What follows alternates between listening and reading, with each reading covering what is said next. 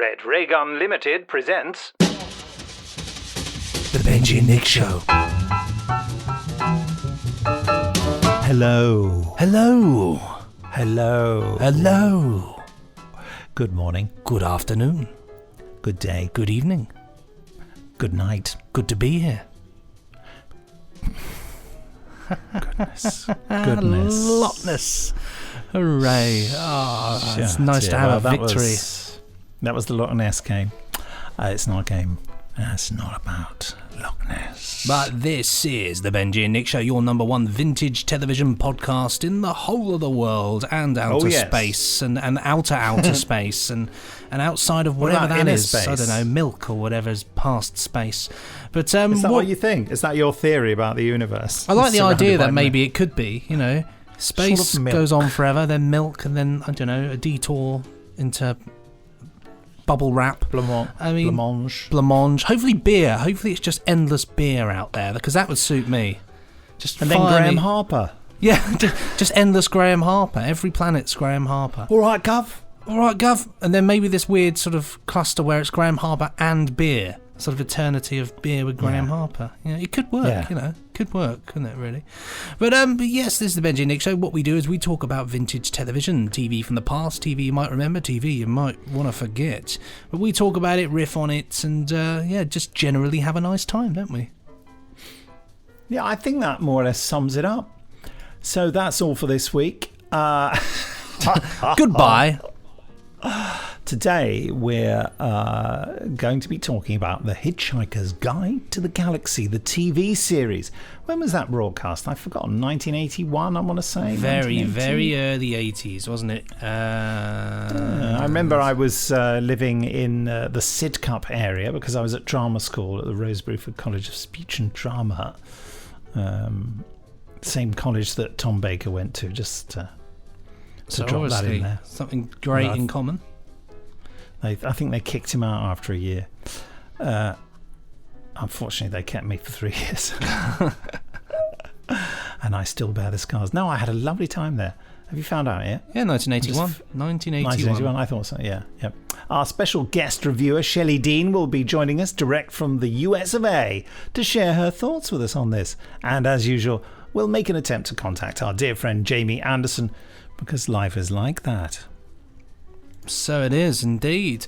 In a moment, we will be looking over your emails sent to podcast@nicholasbriggs.com. But first, the Benji and Nick Show is proud to be sponsored by The Village Shop, the online e-store run by the Unmutual website and Coit Media Limited.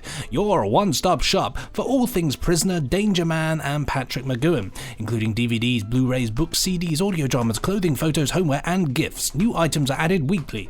Benji and Nick Show listeners can get and enjoy a 10% discount on all purchases by using the code LOCHNESS10, all capital letters, all no spaces, no complications. Use that at the checkout, and a further donation as well will be made to Hope House Children's Hospice at no extra cost to you. So, you know, do a good deed, get on there and grab some nice goodies. Well, shall I do that then? I think you should. I mean, why not? We'll see what's occurring. Let's have a look. Oh, somebody's bought something in the used collectibles section. It's gone down to 3 items now, yes. Well, there's an Unmutual pin badge, an Unmutual t-shirt, the Big Finish, the Prisoner audio drama series. What else have we got? Let's have a look at Coit Media. A celebration of ITC 2. Oh, what's that? Oh, no, that's an event. Sorry, I was just... I don't know what I'm looking at. You can get some cracking models in there as well. The Living Space Control Desk bundle, which I think... I don't know if you have to assemble it yourself. I assume you do. Or it might come assembled as a kit, model kit bundle. But you get a rockin' replica set there from Prisoner, which would look great on your mantelpiece. Or of course, there's the penny farthing wall or garden ornament, which is it's a penny farthing. That's what it is. What more do you want? Well, I personally, whilst on the subject of alcohol, I like the metal penny farthing bicycle and wine rack. Well, for outer space, you know, when we're discussing about beer, I like to think that a nice wine rack would do the job just fine. There's another offer, Goodness 50 is the code for you to enter when you go to their site. GOODNESS50. That will get Benji and Nick's show listeners 50% off Where Have I Been All My Life? The hardback memoirs of ITC actress Annette Andre, who played Jeannie in Randall and Hopkirk, deceased. And it's got a foreword by Roger Moore. Sorry about the noise in the background. My son seems to be having a very loud conversation with someone. Also, you might like to have a look at nicholasbriggs.com and see if there's anything you fancy buying there. I don't think we'll have a look. I'll sign anything you buy anyway if you want. There you go. So you could, buy a napkin and you'll sign it, won't you? I mean, I don't think you sell napkins, but I like the idea. Do you want me to? I'd like you to. Yeah, napkins just in time for Christmas with your face on it would be lovely. Yes. Now, let's start the emails sent to podcast@nicholasbriggs.com. Cool. I'd like you to read this one, Benji, because you asked about this last week. Yes, that's right. Well, this one's from Philip Markham, who came straight to our aid on the subject of Pebble Mill. That was sent on the 3rd of the 9th, 2020, in the year of our Lord, 2023, so the future. Very near future, actually. I'd like to think I own a yacht by then and have my own collection of jumpers. It says here, evening chaps, I'm just listening to the latest podcast on the journey home from work and heard you mention Pebble Mill in Birmingham and thought that you would like to know what happened to the site since the BBC moved out and into the mailbox.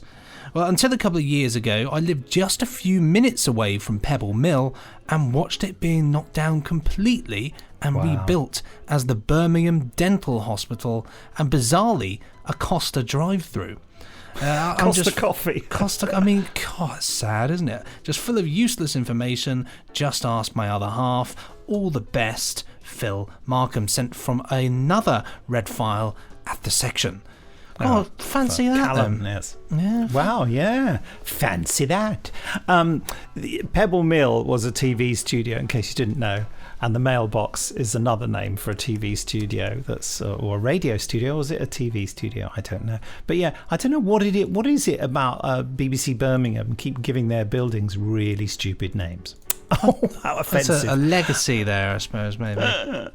Right, the next message is called A Dalek Took All My Holiday Money. Wow, this is from Neil Allen. It was sent on the 2nd of September, a very long time ago in the year 0017.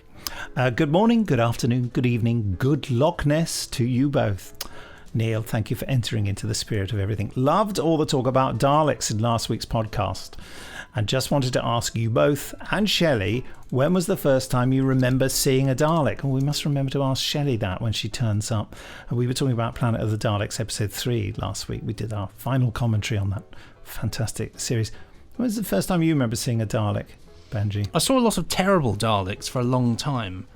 Loads of They're all terrible. Terrible Daleks. They're not nice. There used to be, I don't know if the term, or if anybody even remembers the term, they used to call them Wokleks. W-O-K Lex, and if you saw a Dalek that looked slightly dodgy, you call them a Wok. You'd say it's a Woklek over there, and they're just generally just terribly built Daleks. So I remember seeing a lot of those, and then the first time I saw a Dalek, a proper Dalek, would have either been in Forbidden Planet or probably at a convention, Galaxy of Stars. It's interesting maybe. The way you're interpreting this question. I think he means just when did you see one, like on telly? On telly. That's what I thought. I thought you meant in person. On telly. It doesn't say that. It doesn't say that. No, this alludes. No, it does. Memory is difficult. It's in this email. If you read the next bit, I haven't read the bit. It's a difficult thing, but I think the first time I'm seeing wasn't on. No, he's saying it. The first one he saw wasn't on TV. But on holiday. But he's asking for the first time we saw one. Oh, the first time I saw one was the Peter Cushing movies, Dalek Invasion of Earth 2150 AD. Really? And I remember watching the Daleks on a tiny television in my kitchen, a little CRT unit. It was obviously on being broadcast or something. And that's what I remember. And I remember being that's really... That's the first time? Yeah, I remember being really frightened. And I remember it was on the ship because I remember that sort of beige background or whatever it is. But really, I found it really scary, and it gave me, the willies. My memory of them. But it was just because they're quite frightening and imposing, and they look impressive, and they shot out all the stuff, and that's my first memory. How about you, Nick? Because I'm sure yours is a much more authentic I memory. don't remember. I can't remember. I mean, I certainly know when I saw Power of the Daleks that I knew. I remember watching Power of the Daleks very clearly, but I don't.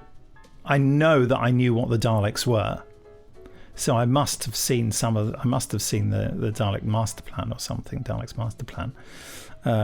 I certainly had that Dalek book, the big blue one, and the Dalek Outer Space book.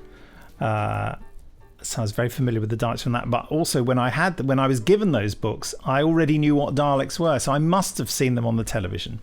So it was around that time, the 60s, Dalek mania. I suppose everybody probably, in some way, shape or form, would know what a Dalek is. Impossible to escape them. Well, indeed. I mean, when the series came back, I remember a few years after it had been back, I brought a big Dalek toy to show a child of a friend of mine, and he had never seen an episode of Doctor Who, but he knew what a Dalek was. That's it. That's it in a nutshell. I think for a lot of people, growing up in my time, because Doctor Who wasn't on the telly, but people kind of remembered them.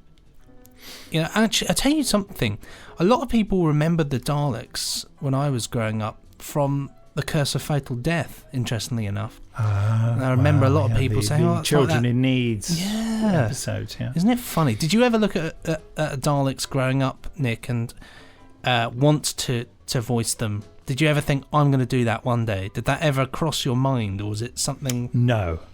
Fascinating. I mean, it's such a specific thing about doing the Dalek voice that I don't think it could ever really be an ambition. I mean, I wanted to be an actor, although I didn't know that until I was really, 19 or something. I hadn't, not because it had never occurred to me. It had never occurred to me that it would be possible. So I thought I'd just be a teacher or something like that. That was really I either wanted to work in a museum or be a teacher. And then it wasn't until I got interested in drama, which I'd always been interested in, was actually doing a course based on it. And, I've probably told this story to you before, but when our English A-level teacher said, which of you is going to university to do English literature degree? And I put my hand up and everyone went, "Whoa, what are you doing?" And I said, "Well, that's probably what I'll do." And they go, "Aren't you going to go to drama school and be an actor?" And I went, "What?" And they said, "Well, you're a really good actor and you do the drama and everything." And I thought, God, am I allowed to do that? And so I said, I don't think I'll ever get a grant to do that. They were very tough because it was in the days before loans when you got a grant to do your higher education. But I did manage to get a grant to go to drama school. So the rest, as they say, is history. Never thought. I mean, it's just when the opportunity arose, when we were doing the audiovisuals Doctor Who things for fun, when we got Michael Wisher to do the Dalek voices to start with, but we couldn't get him every time. He was a busy professional actor, so I had to go as it. Really, when we bought a ring modulator and were testing it out, so I started doing it. And I thought, I'll do, yeah. And I'd certainly tried to do them on tape recorders and stuff and realised that I was missing something, a ring modulator. Yeah, but no, never actually had an ambition. Just one of those life's crazy twists and turns, isn't it? Really? Very pleased. I mean, as I've said many times, it's completely changed my life. It's completely changed my life for the better. I like this weird thing of travelling to an alternative reality where there's just Nick Briggs, the English teacher, sitting going, exterminate. I used to watch a show called Doctor Who, if you remember that. I said, not that one again. He's always going on about. We'll have to buy him a DVD. In this alternative future, there are no DVDs. It's just recordings made of cheese. Neil Allen says, just to remind you that I'm reading out an email, memory is a difficult thing, but I think the first Dalek I remember seeing wasn't on TV, but on a holiday at Mablethorpe in the very early 80s. Bless you. It was one of those kids' rides you got outside the arcades at the seaside, where you put 10p in a slot and got to ride inside a bright red Dalek. The classics. I think I sent my parents mad by making them stand beside the Dalek as I merrily feed all my pocket money into its slot as it wobbled about. I remember those as well. I had them in the 1980s. I remember them in the 60s. I'm not sure it made any noises or said exterminate. What on earth is going on out here? Can you hear all that noise? I can hear Ben making some noise. Yeah. He's giggling. At least he's happy. Yeah. Just as well he's going back to school on Monday. There'll be no giggling then. This was before my first viewing of a TV Dalek in the Doctor Who story Resurrection of the Daleks. I know it's this story as I remember the Dalek mutant trying to strangle the unit soldier and it giving me nightmares for days later. It's still disturbing now. Arguably the darkest of the Dalek stories, in my opinion. Would just love to know your first memories of the Daleks. Well, we've told you. Goodbye. Kind regards, Neil. P.S. Just to set both your minds at rest, I would have been about 5 years old when I was riding the Dalek in Maplethorpe Arcade in 1981. Then again, if I came across one of those rides now when I'm 43, I don't think I could resist climbing in and having a ride. Well, it might be a bit small for you. A bit snug. They are still, I'm sure they are still about. I know there's some of them exist in people's personal collections now. Yeah. So we've got one more email here. Yes. This one here is from Luke Peatnick. One of our Luke. fantastic sound designers, musician, folk at Big Finish. The subject in this one is You've Gotta Know Where Your Towel Is. Of course, Hitchhikers reference there. Sent on the 31st of the 8th, 2020 in the year of our Lord 1816. Oh, fine, year after the Battle of Waterloo. Well, there we go. What a year, eh? So it says Water. It's a Waterloo joke. So it says, greetings, chaps. I hope you're both well. I'm very much enjoying your podcast. You both continue to be the purveyors of the finest audio-visual retronomy. Oh, I love that word, isn't it? What a word. Retronomy. I love it. Fantastic. I was delighted to hear that you'd be reviewing the Hitchhiker's Guide to the Galaxy TV series, and in fact suggested this to you myself back in November 2018 along with Quantum Leap and Monty Python's Flying Circus. You know us, we go on a million tangents and we like to save things as well because sometimes we need the ammunition of a good Hitchhiker's Guide to keep us going. Unlike Nick, my gateway into Arthur and Ford's world wasn't via the radio series or the books, so this is my first exposure to anything Hitchhiker related. The multi-camera studio shooting style, overlit sets and 16mm film inserts gave it a grammatical similarity to Doctor Who, which was comfortingly familiar. The music by Doctor Who composer Paddy Kingsland also feels appropriate. While it's occasionally a little intrusive, but is beautiful, it's a shame that you still can't get hold of it as an album. Interestingly enough, I haven't got it anymore, but this has been terribly cheeky, but I actually had a copy of it all at one point. Somebody sent me the whole score from Hitchhikers.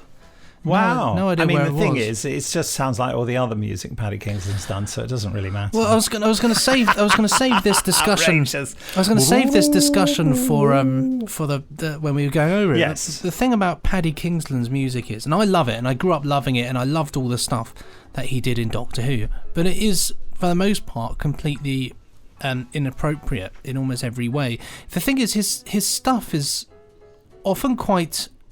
So, for example, with the East Space stuff in Doctor Who, it's kind of East Space has got a very gothic feel to it. You know, it's very dark and kind of has that sort of level, and which his stuff works perfectly because I always think it sounds slightly not medieval, but sort of a little bit, lots of flutes and kind of organs and dark things like that. But then when you put it with something like Hitchhiker's Guide to the Galaxy, which has a whopping fun and exciting theme tune, not written by Paddy Kingsland. And then you go into his music, it just sounds very glum and bleak and sort of, I don't know. I mean, it's fun in some bits, but it just feels like it could have been a lot more bombastic. I feel like Paddy's great. He does a lot of really good things, like The Changes. His soundtrack to that was wicked. And if you listen to his extensive library music, you find that the chap can do a million different things. But this particular style of Paddy Kingsland music leaves a lot to be desired, in my humble opinion. Yes, he is my least favourite of all the Radiophonic Workshop composers, I have to say. I feel he's got a very my heart niche. Sank when I Yeah, my heart sank when I saw his name on the credits. Oh God, are we going to suffer more of that? Is what I thought. It's terrible, isn't it? I know that's controversial and unfair, and he is clearly an extremely talented man, and with a very successful career. So it seems rotten to say things like that. But I just find out that it's like rather than enhancing the drama, it feels like someone's put a wet blanket on it. Whereas someone like Peter Howell or Malcolm Clarke or even Roger Lim, they've got real angles to their music that kind of adds something, and I just... Yes. It'd be interesting. But it does rather put a wash across the Hitchhiker's Guide to the Galaxy, which... I mean, I know he did it for the radio series as well, latterly. But anyway... I feel rotten saying that. Very rotten. Yeah, like I say, he's great. I think this style worked great for E-Space and that kind of Doctor Who angle. But it's just not for me. It's just a bit. Yeah, it's not for everybody. But for this, I don't know if it didn't work works. for me in Doctor Who. I found it very tiresome. Interesting though, but that's part and parcel of it, isn't it? So carrying on here, the 2005 film, whilst an enjoyable watch, isn't as engaging or as accomplished as the television series, despite its comparatively large budget. The last I heard, they were making a new television series for Hulu from writers Carlton Cuse? I've no idea. Who is the showrunner on Lost, and Jason Fewes, who wrote some of Wonder Woman. It's apparently already been renewed for a second series, but COVID-19 has slowed production down for obvious reasons. There's a link here about it. Yeah, I had a look at it. Yeah, there's definitely... So it's happening. Making a TV series, yeah. Very interesting. And it's been renewed, so I don't know whether the first one's been out or what. Interesting. It's going for that American market there, a Hulu series. So that will be really interesting to see kind of what they do with that. Whatever your verdict on the original TV series, I will always love it and would heartily recommend Kevin Davies of 30 Years on the TARDIS Face, a making of documentary included on the DVD and Blu-ray. All the best, chaps. Keep up the good work. Luke. Oh, lovely. Thank you for that. I enjoyed the movie, actually. I thought it was really fun. My first experience of it was the VHS my friend had. That was his dad's, and I watched it and loved it. I enjoyed the movie. I just thought it was fun. Bit different, but obviously, completely different vibe, really. I think there are loads of good things in it, but someone who shall remain nameless said after watching that movie, it would have been cheaper and easier just to go and piss on Douglas Adams's grave. Ouch. That's pretty painful, really. Yeah, which I thought that was a bit much, wasn't it? But to say that, but difficult to know what to do with Hitchhiker's Guide to the Galaxy, I think. But the legacy of Hitchhikers, one thing I would say, growing up in the 90s and 2000s, was when I was at school, loads of people were reading the books. People who don't even remotely care about science fiction and stuff. There was always somebody in the boring lessons. We had to do library lesson where we all sat round and were forced to read books against our will. And so it only got fun when I started bringing in the Target novelizations. But before then, it was like torture. But there was always somebody reading Hitchhikers, and people that you wouldn't think. You'd say, oh, they're reading Hitchhikers. That's interesting. Interesting. Talking of interesting people, here comes Shelley Dean. Down.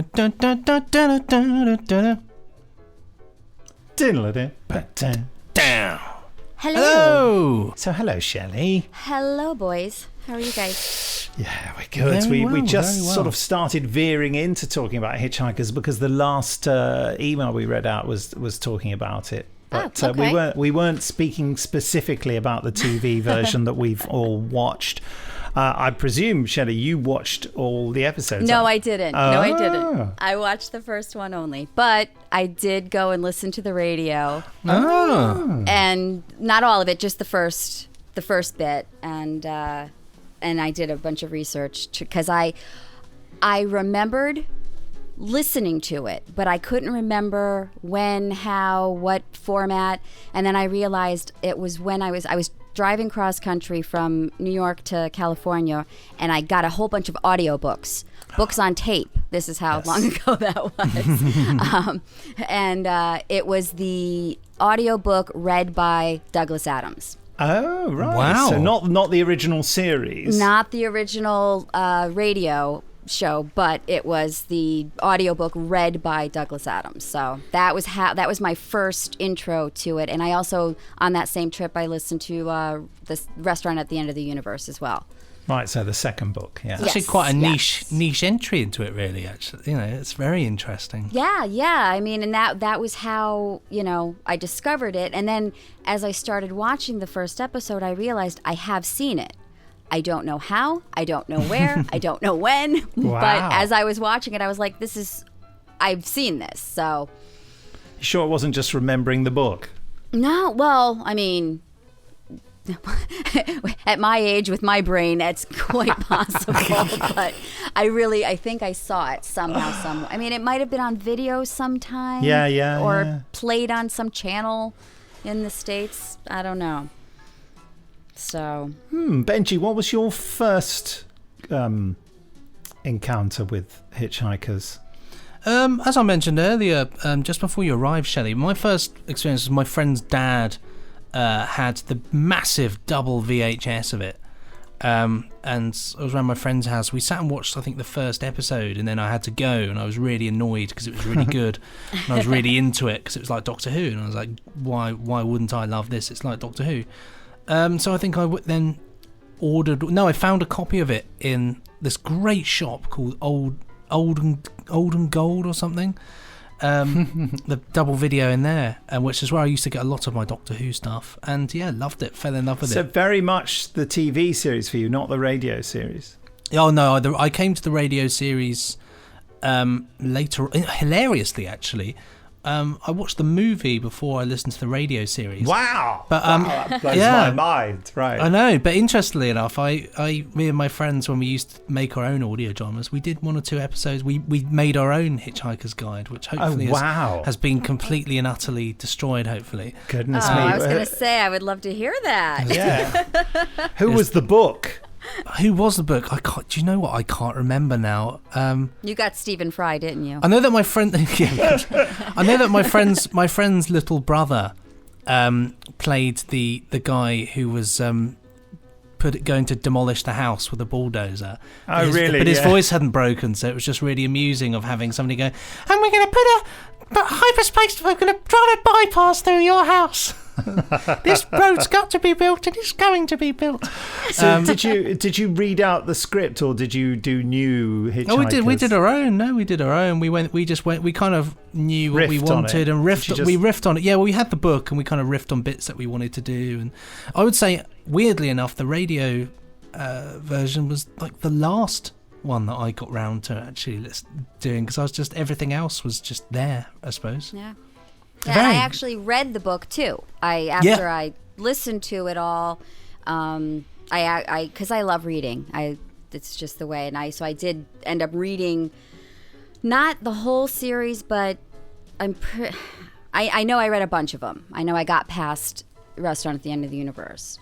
So. Because they did go on and on and on. Oh yeah, I think there were 6. I think that's what I saw, that there were 6 in total, or 5 that he wrote, and he'd started on the 6th. But then passed away, but then somebody picked it up and continued it. So I did read the first book, and I might have read the second book as well. I was very much... I don't know whether I've ever told either of you that the way I encountered Hitchhikers was through the radio series, but I encountered it by accident, because there I was with my tape recorder doing... some weird audio drama I was doing on my own, doing all the voices. And I didn't have things like synthesizers or whatever. So I used to get electronic sound effects like weird warbling background noises and sometimes ray guns and stuff. The way I used to do it, I used to use my transistor radio and detune it between channels. And so you get weird noises. And now I also found that if I put it very near the speaker of the tape recorder, it would have a sort of howl around interaction with it, and would make the most weird noises. So I was just tuning it in at a particular point where I knew there was a good bit of static, because I'd become well practiced with using it. And then I just heard something which sounded like an alien's voice. I thought, what's that? That's a weird effect. And then I realised that it was actually a radio drama. Now, I used to dream about having a proper science fiction radio drama because the BBC didn't really do much like that, and certainly not round about that time. The early, the mid to late 70s. And it was Slarty Bartfast talking to Arthur, on Magrathea. So it was, I think that's the second episode, isn't it? So I started listening to it, and I listened to it from about, however far into episode 2 it is when Slarty Bartfast and Arthur start talking, What is your name, human? Dent, Arthur Dent. Well, come with me, otherwise you will be the late Dent, Arthur Dent. It's a sort of threat, you see, he says, doesn't he? And it was that bit that I heard first. I had no idea what was going on, but I was mesmerised by it and listened until the end, And they used to, the announcer who read the credits at the end always used to do which was obviously scripted, I suppose, by Douglas Adams, used to do a silly announcement at the end, because quite often on radio and on television, British television and radio, there would be an announcement at the end attributing one of the actors to a particular ongoing performance of something on in the theatre.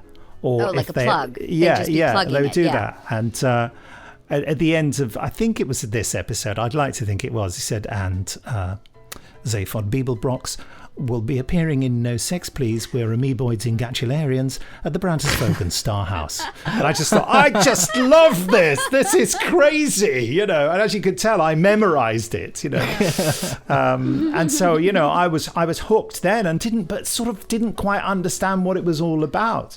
So and hadn't recorded it, bizarrely for me.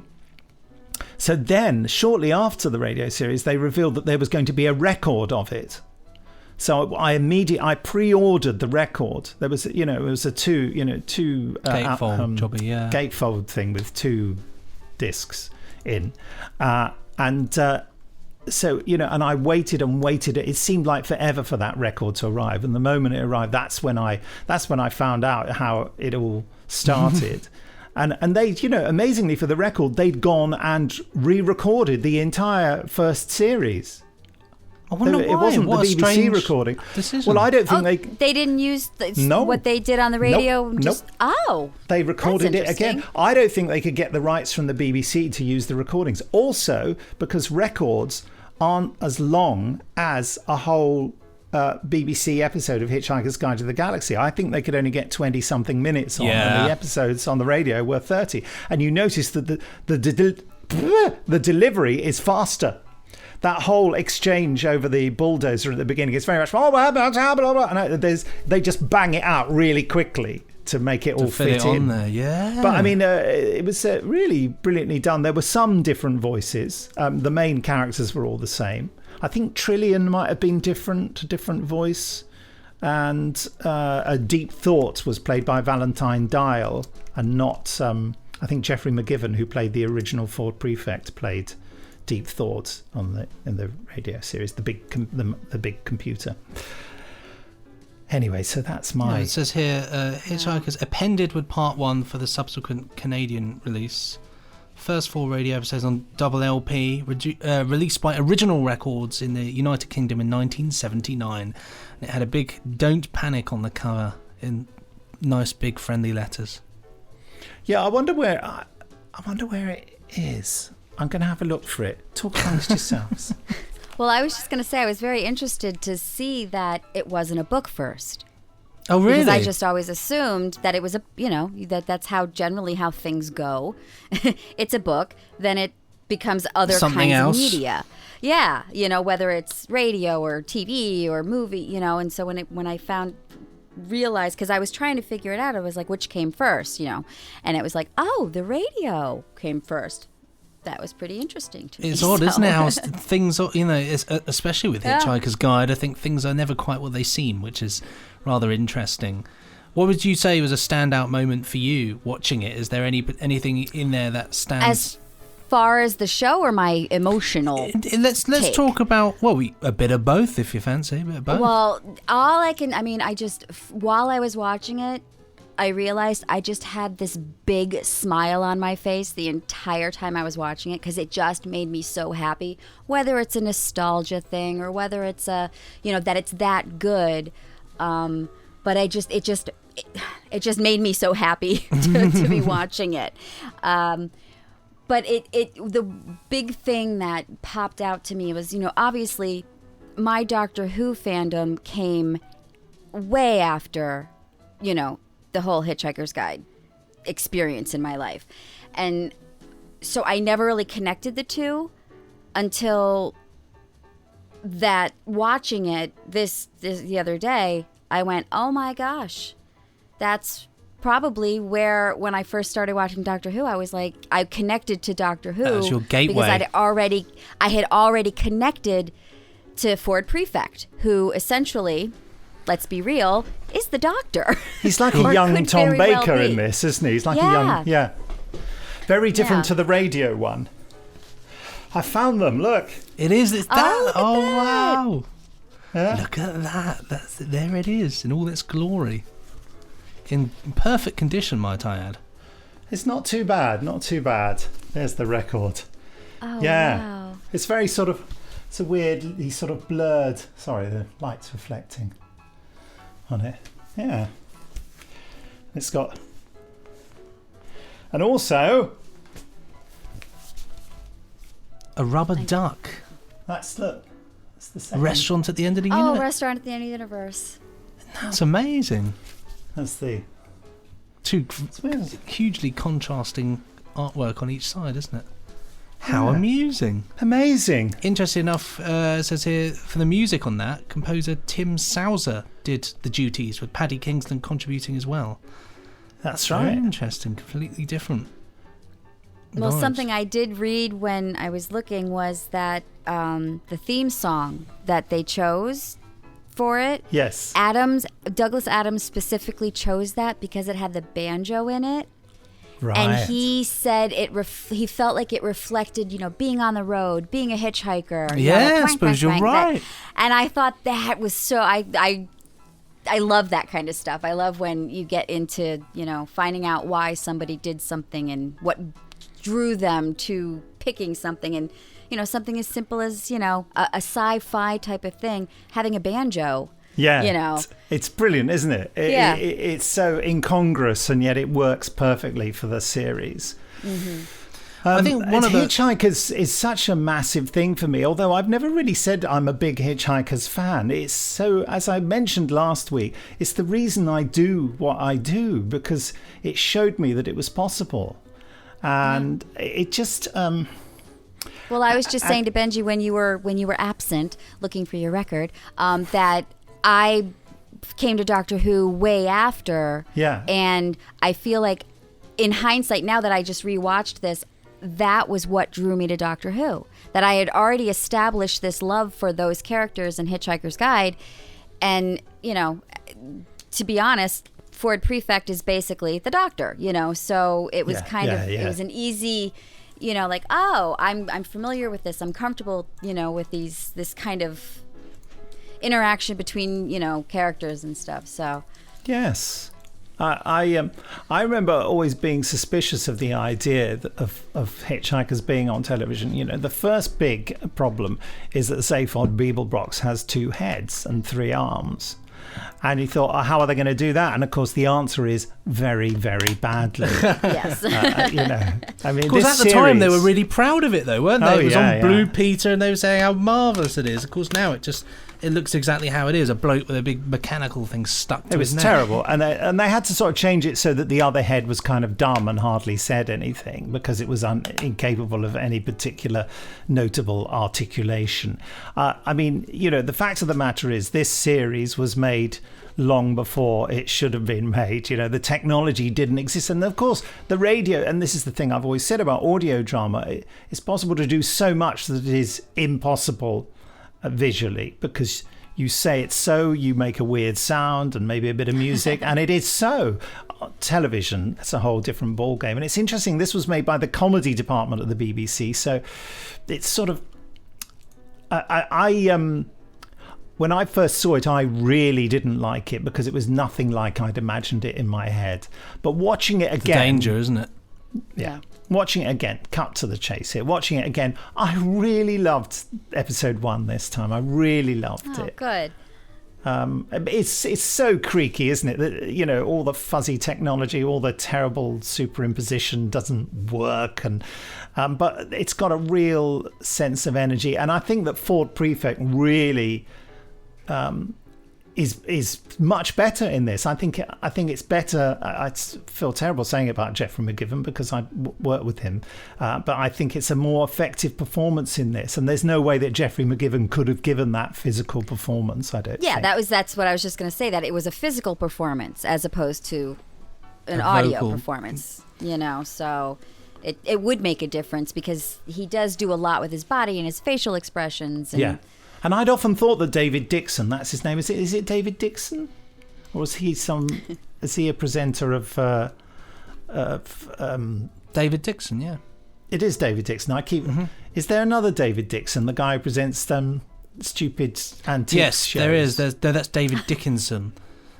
Sorry, yeah, that's what it was. There are plenty. There's an American businessman, David Dixon, American footballer, David Dixon the golfer, David Dixon the footballer, and lastly, David Dipple Dixon, the amateur historian in Northumberland. Which sounds like it could just be from Hitchhikers itself. Good.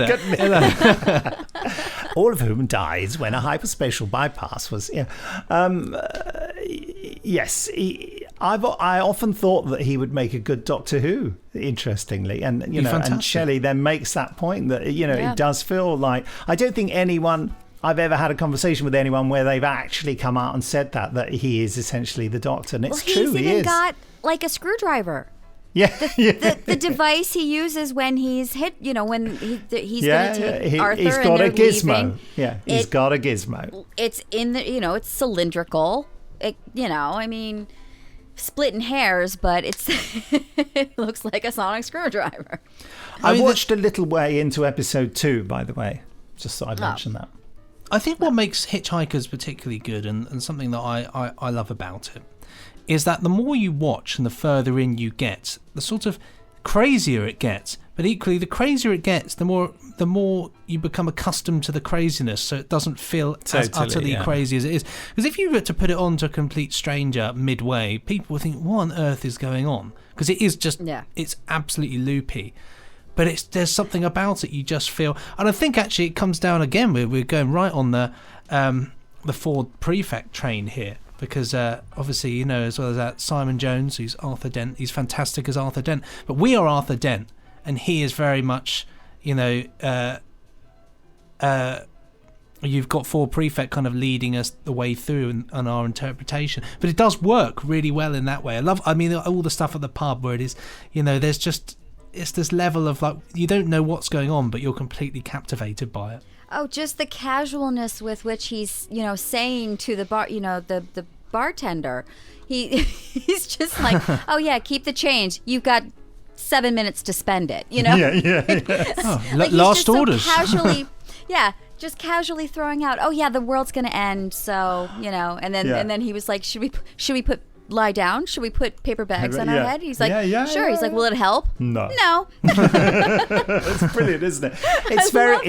It's very Doctor Who, isn't it? Yes, it is. Douglas Adams grew up in a world of Doctor Who and ended up being the script editor of Doctor Who, didn't he? Yeah. Or was he the script editor of Doctor Who before The Hitchhiker's Guide to the Galaxy? After, it was in 1979. I thought it was. I saw that. I was very as a young, serious teenager, I was very disapproving of that. I didn't think a comedy writer should be the script editor of Doctor Who. And I deliberately didn't like his work on Doctor Who. I'm still a little bit allergic to some of the stuff he did on Doctor Who, actually. It's not my favourite time. Not my favourite time. Everyone goes on about how City of Death is the best Doctor Who story ever, and I really don't like it, which is, I say that to some Doctor Who fans, and it's like blasphemy. I love City of Death, but I find a lot of his Doctor Who stuff, I find it's tries to be very clever, and I find it can be a bit self-indulgent at times. That's awful of me saying because it's Douglas Adams, but I'm just saying it. Why not? It's not for me, but I do. But I do love Hitchhikers. You know, I have such a connection with it. Like, for example, when they did the stage show, the last time they did the stage show,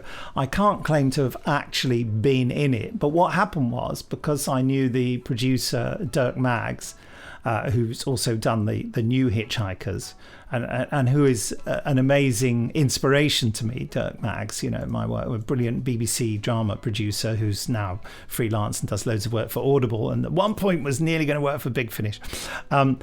He's working for Marvel now. I believe he's the one who's doing the Marvel podcast audio drama. Oh, brilliant. I believe it was Dirk Maggs that was doing that. Well, it wouldn't surprise me. I mean, he is the man for the job. He's just brilliant at all that sort of stuff. He invited me to come and be on the reserve bench for the book for the Hitchhikers show, because every venue they went to, they'd have a different book, they'd have a different celebrity, and the idea was because you just sat in a very comfortable chair and you read it from a book, and the lights would come up on you and you would, you know, read to the audience your bits. And so I did the dress rehearsal. I just turned up in a theatre in Hackney. It was the Hackney Empire. And I went there, and they did the full performance, and there I was being the book. And I luckily I knew Hitchhikers of the Guide to the Galaxy, and they just gave me the book on the day, and I was thinking, God, these lines that I heard Peter Jones say through the radio, I'm on stage now with loads of other actors around me reading them out. Neil Gaiman actually did the performance that night, but fair play. As the book, yeah. But I Fantastic. was I'd say that's a worthy person to be. So I was just willing all these famous people to get a cold or not be well, because if anyone had gone off sick, I would have got the phone call to go on and do it. Wow, it's a shame. So I felt really, and I'm eternally grateful to Dirk for offering me that tiny little potential opportunity. Bless his cotton socks. So yeah, it is in my blood, and I just want to go through the things that don't work as well in the TV series. So I think Ford Prefect, big tick. I think better. I think Simon Jones struggles to start with, but then really starts to work. He's a little bit. To me, he feels a tiny bit wooden at the beginning of the episode. It's a bit full on at the start as well. There's a bit of, oh really? Then once he becomes a little bit more understated as it later on, and it just feels a bit more comfortable. Because he is an excellent actor. I mean, and I've had the pleasure of working with Simon Jones as well. What did I work with him on? I worked with him on Good Omens, the radio series of it. And also I've worked with him. He's come and done a Big Finish Doctor Who. Geoffrey McGivern I worked with on Dan Dare, the audio series. And so what else? I don't think Marvin the Paranoid Android, although it doesn't arrive until the next episode, I don't think he works so well. I love it. I love him, but I can agree. I agree with you in terms because of Stephen Moore's voice is so expressive and brilliant, and I loved Marvin when I listened to the radio series. And then you see this just stupid robot with no expressive capability. You just think, oh, that's just dreadful, isn't it? I don't know. I think I've got a huge soft spot for Marvin in this and the robot. I think it's just because I suppose it's nostalgia, fond memories, isn't it, really? And Sandra Dickinson, is that her name? Yes. Yeah. Peter Davison's ex-wife, playing Trillian. I remember thinking that what a monumental piece of miscasting that was. But actually, watching a bit of episode 2 and seeing her, I think, well, I don't know why I was so prejudiced against her, because actually it's just a completely different interpretation of the part, and I think she does it really well. Funnily enough, she messaged me on Facebook the other day to ask for some work. Isn't that bizarre? Strange. I thought when I was watching the Hitchhiker's Guide to the Galaxy and thinking, I don't think you should be Trillian, that she'd be actually contacting me and saying, give me a job. She basically said, I can use my son-in-law's microphone. Well, why not? Why not? Yeah. No, Trillian's just Trillian, really. It's very hard for me to deviate from this form of it, just because this is the form that I watched so many times growing up. Those tapes were, I'm sure by now, if you I don't know where they are, probably in the rubbish dump for all I know, but if you were to look at those tapes now, they'd be dog-eared and barely visible from how many times I've watched them. Yeah, so what are we giving it out of 5, the old exclamation mark situation? I mean, I would give it 5 because I love it, but it deserves a 4. Because it isn't perfect. Because it isn't perfect, and it looks a bit silly, and the music can be irritating at times. See, I'm all in with a 5. Wow. I love it all. And again, it's probably just my nostalgia. It's just that, it holds this really special, warm place for me, and it made me so happy. And yeah, 5. And that right there is what the Benji and Nick show is all about. It's all about the warmth and the nostalgia, and It certainly is. I give it 4. Thinking about it beforehand, before rewatching it, I would have given it 2. So it's a huge step up for me. Oh yeah, last week you were like, no, I did not like it. Yeah. Nope. And you pretty much set in your opinion. So I'm glad to see that you have altered. It's given me a different perspective, and I'm really looking forward to watching the rest of it. Yeah. The only reason I stopped watching it is that I suddenly got hooked on watching Wallander again. Have you ever seen Wallander? No. It's a detective series set in Sweden. It's a Swedish book series of. And I think I have seen that. And the BBC, and it was done for Swedish television, but then the BBC did their adaptation of it, set in Sweden, everything, with Kenneth Branagh playing the lead. And it is fab. And I love Kenneth Branagh anyway.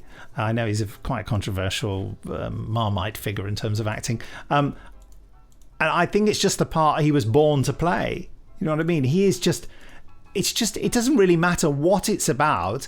Just watching Kenneth Branagh do it. He's just amazing. He's phenomenal, though. And he's such a wreck in this. His character is such a wreck. He's depressed. He's drinking too much. His wife wants to leave him. It's just horrific. And Jeannie Spark, who I've worked with a lot now, plays his daughter, who's amazing in it. It's just great stuff. Anyway, that's why I stopped watching Hitchhikers. I'll go back to Hitchhikers. So I stopped at the first episode because I wanted to. I got and listened to the radio, and I even started watching the movie because I was just curious to see what did you think of the movie? Well, having watched the movie so long after my experience every other way. So long, and thanks for all the fish. Yes, there you go. I enjoyed the movie. I didn't remember that I'd watched the TV show, so wow. That's why I decided to watch some. I didn't watch the whole movie. I just watched the beginning of it.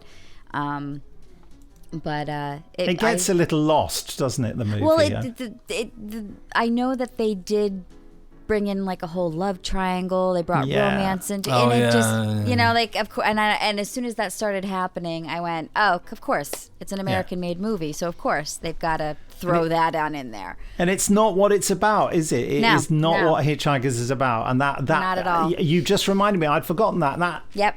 You think about how can you make an American movie that doesn't have romance in it or some kind of father-son bonding? That's most American drama is utterly obsessed with father-son. Will they or won't they yes. for couples? That's the big thing. Well, like every TV yeah. series, you've got the male lead, the female lead. They hate each other. They fight. But there's all this tension, and of course by the end of the series, they're together. And then the series is over. Yes, exactly. It's like moonlighting, isn't it? When they finally got together, there was nothing left. Yeah, that's exactly it. Once the foreplay's over, stop being obscene, Briggs. Right. Shall I invite Jamie Anderson on?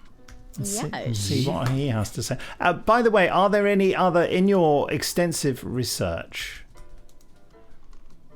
Shelley? Yes.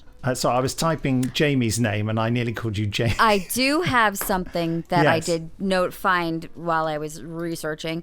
There were, and I use that in the past tense, plans to do a television series on Hulu. Yeah, well, we've been told that it's gone ahead, no? It's been commissioned for second series. The last article I saw that I could find, and I dug deep, I looked and looked, was in January of this year, talking about it, saying that they were supposed to start filming this summer, and it was going to be released next year. And then nothing happened. And I was looking at who the showrunners were, and I was on their IMDb pages. From Lost, Yeah, and I can't remember what the other. There were two guys. I can't remember their names. But we had an email about it earlier. Okay. Carlton Hughes. Yeah, I think and it's Jason Fuchs. Fuchs. Fuchs, thank you. Fuchs. You obviously the obvious way you want to read it out sounds rude. Yes. Fuchs. Yes. Does Jason do that? Fuchs. Good Lord. Right. Okay.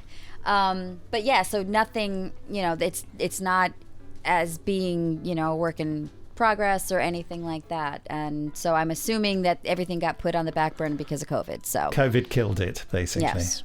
And it was supposed to film over there. Oh, over here. Yeah. I'm pointing at me. I'm pointing at you. In your house, Nick. In my office? How Yes. dare they start filming a series and not cast me? No, they were supposed to start filming in England. Oh, right. Oh, well, I like the idea that they were going to use English people in it. Yeah. Because you couldn't have an American Arthur Dent, could you? Or at least one who sounded American. What a great note to arrive on. Hello, Jamie. Hello. American Arthur Dent here. Cool, that was good. Can you do an American Arthur Dent? No. We tried. Yeah. What connection have Yes. you got with the Hitchhiker's Guide to the Galaxy? Well, I was once given a rather lovely, sparkly photo book. I think signed by... I want to say signed by Douglas Adams, but maybe it wasn't. It was signed by somebody important involved in the making of the book. It had a really lovely, sparkly, glittery cover. And unfortunately, it was water damaged where I was previously to moving here. So there you go. Is that exciting? Yeah. Very. Thank you. I've just remembered that I used to do a series of video interviews called Myth Makers. Well, I potentially might do some more at some point. Ooh. And they're mostly with Doctor Who people. And they did, and Kevin Davies, who did the animation for the TV series, did an interview with Douglas Adams, who he was very chummy with. And then then he made a load of graphics of me and Douglas Adams, and then I voiced the questions. So it would be like me as the book asking Douglas Adams questions. But Kevin Davies is notorious for never finishing anything, and funnily enough, he never finished it. So that interview has never seen the light of day with animated graphics with it. Maybe the interview has seen the light of day in a different context now. But so I nearly got to sort of interview Douglas Adams. But Kevin also made the opening and closing titles for Terrorhawks as well. Did he? Which he'll be very happy to do. Yes, in fact, wow. I've got a lot of the original animation cells up on my little mezzanine up there. Did he deliver them on time? I believe so. Wow. That was a first. All hand drawn, all that computer graphics. Yeah, well, crazy. And that's what I did for Hitchhikers. I mean, all those computer graphics, Shelley, none of those were computer graphics. Really? That was all stop motion animation because computer graphics didn't exist in those days. They certainly couldn't do that. Have you seen the TV series of Hitchhikers, Jamie?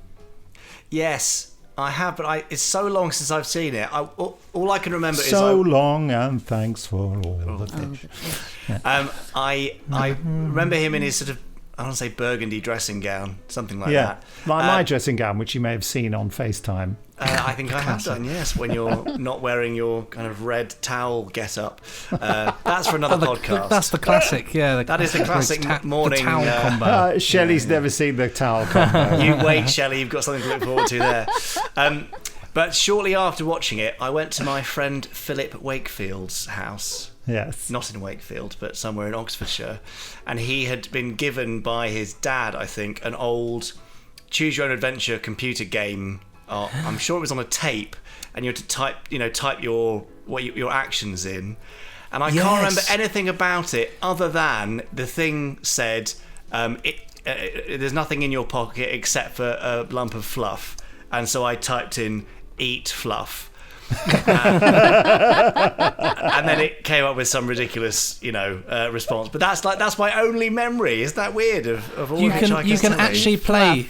play that entire game. I played it countless times. Really? It's on the BBC website. Yeah. No way. Is that fluff? Have you experienced the eating fluff, or am I the only person who's ever typed? I don't know if fluff? I've eaten. I can't remember, but I've just got it in front of me now. It says you wake up. The room is spinning round very gently around your head. At least it would be good if what was it? Or I'll read it again because I just didn't read that right. I was too excited. You wake up. The room is spinning very gently round your head, or at least it would be if you could see, which you can't. It is pitch black. What do we do? Turn Eat light fluff. on. Eat the fluff. Yes. Eat fluff. It's Always too dark. choose that. It's too dark to see. I haven't got any fluff. I'll just eat this tissue. Get out of bed. I'll turn the light on. Oh, the light is switched on. There we go. Good start to the day. Pity it's going to be the worst one of your life. The light is on now. The bedroom in the bed. Bedroom's a mess. It is a small bedroom with a faded carpet and old wallpaper. There is a wash basin, a chair with a tatty dressing gown slung over it. Oh, I know what we've got to do. We've got to get out of the bed, get the dressing gown, then eat the fluff. Yes. I think there's check pockets, then eat fluff. Get out of bed. Very difficult. This to is so manage it. nostalgic. I cannot believe it. Gets dressing gown. Luckily, it's large enough for you to get hold of. You notice something in the pocket. Oh. Check. Come on. All right. Come on, Jamie. Search pockets. Yes. You have to open pocket. This hard to open is or close. almost interesting. It is interesting. Wear dressing gown. Very. You're now wearing the gown. Open pocket. Opening your gown reveals that you don't know what it is. Pocket fluff. Eat Yeah. pocket fluff. Wow, here we go. Jamie's in heaven. He's got his fingers crossed. Stuffing pocket fluff in your mouth would do little to help at this point.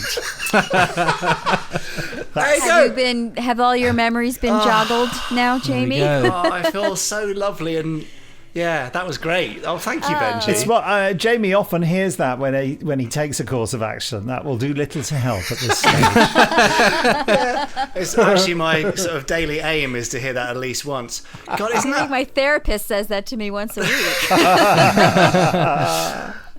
That's amazing. I literally that I must have typed those words "eat pocket fluff" in about 27 years ago, maybe. Gosh, yes. And haven't. Pocket. And it's fluff. stuck in your brain. Isn't that weird? Amazing. Well, Who knows which bits of fluff will stick in your brain. this has been a brilliant experience for me, and I'm just sorry for all the listeners. Yeah, there was a point where I was going to say, is this going to go on much longer?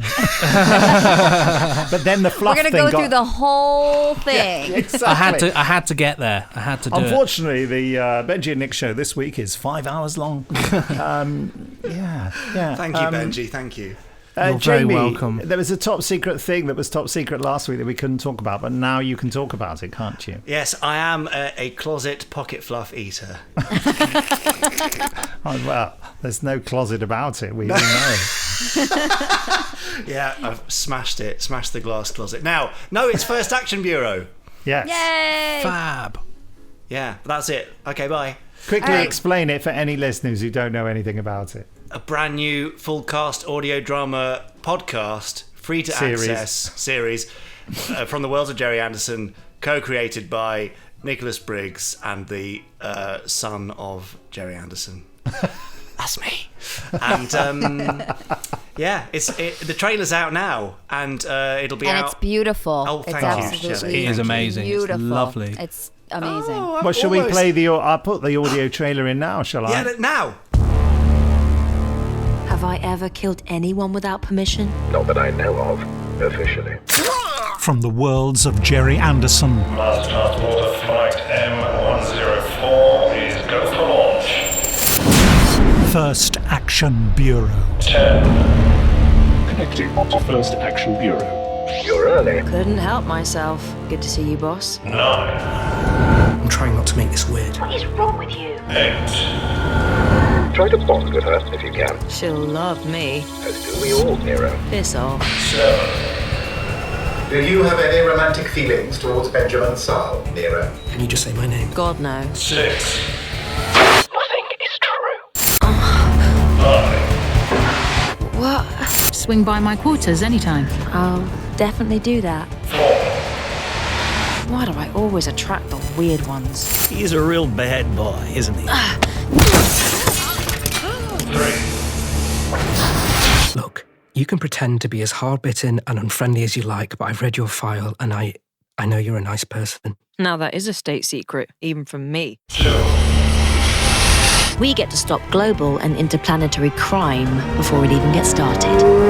Hence the name First Action Bureau.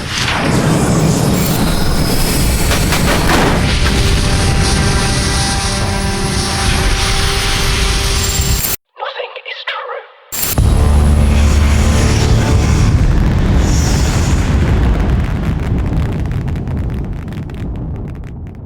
Just forget about this, or I may have to hunt you down and kill you. Are you serious? Not sure. Bye. That was it there. Wow, that was so great. Oh, yeah. Loved It is lovely, and it's been a real pleasure doing it. And it's out from the 1st of October. The first 3 episodes on the 1st of October, and then weekly after that. So, hooray! You can't knock a freebie, so get involved. Have a listen. You will What's- enjoy what's it. You not to will love? enjoy it. There's no strings attached. Oh, sorry. Thank you. Someone It's a little fire him Jerry out of a Anderson cannon. string joke there. Yeah, got it. All right. And also, I I want now to explain it more. Stop, please stop. I feel like I might forgive Benji and Shelley now for their anti-Terror Hawks rhetoric. Wait, why is it just Benji and Shelley? I do recall Nick had the same opinion. No. I'm saying I forgive you two and not him. That's Okay. I Just for thought. clarity. All right. Just needed to cover that. I'm still in the doghouse. yes, deservedly so. I just got to work with you, that's all. That was punishment enough for your sins, wasn't it? Yeah, thanks. It was great fun. We hope to do a second series, don't we, really? We absolutely do. I don't see why we couldn't. A TV really, or shouldn't. series, a book, a movie. Yeah, VR Action experience. figures. Anything. And also a cassette Lunchbox. game that has fluff in. Yeah. Choose your own adventure First Action Bureau text only game. Amazing. Perfect. Eat fluff. Eat fluff. Nero Jones has a bit of fluff in her pockets. So, what are we going to do next week? I've got something that might be interesting. Is it treatable? It's well, my doctor says so. I've been going through digitising all my DVDs and lots of stuff, and I came across something which I forgot all about. It's vintage in the sense that it was released in 2003. I'll say that. So, it's The Second Coming with Christopher Eccleston. Oh, that is worth watching. Which is great. But I watched a tiny snippet. It's great. And I thought this is the Doctor Who it's trial run for the team, isn't it? It's the whole. Yeah. It's what led to it, really. Yeah. Christopher Eccleston. It's got it's drama written by Russell T Davies, of course, and interestingly as well, the music in there is by Murray Gold. Mm-hmm. And there's loads of the cast in it. Mark Benton goes on to be in Doctor Who. Leslie Sharp goes on to be in Doctor Who. So I think that would be quite a fun one to do. I mean, it's probably deeply offensive to very religious people. I don't know, or maybe it isn't. That's something we can discuss. Well, we'll do that next week. Yeah, that's definitely something to do. Due to the pocket fluff incident, this has been the longest podcast we've ever done, I believe. Don't blame the pocket fluff. Well, the whole lead up to the pocket fluff. Well, in that case, or was it longer when we did that sort of recorded as live? Shelley, we did one once. Benji and I recorded it as live in my flat, and we did a ghostly thing, and my computer fell off the sofa. Laptop fell off it, yeah. And frightened the life out of us. It is. And I screamed an expletive, and it was all in because we just did it as live. And it was just, we were a couple of babies. We just watched something spooky on the telly, and we were frightened by a loud noise. And we went, what was that? Did I drop the F-bomb? I want to say I dropped. did. Was it you that dropped the F-bomb? Crikey. Well, I did on another one because I forgot to edit it out. It was we've done that as well on the other podcast too. Very rude. The Jerry We're Anderson just a one. bunch of rude people. The Jerry Anderson one. Yeah. We'll rename it immediately. Okay, so it's close to the microphone. Thank you for listening. Don't forget to send your emails to podcast@nicholasbriggs.com. And it's goodbye from me, Nick Briggs. I've forgotten what to do or say. It's goodbye from me, Benji C. And it's goodbye from Shelley. Now go and listen to First Action Bureau, please. Thank you, bye. Pressing stop now. Ka-chunk.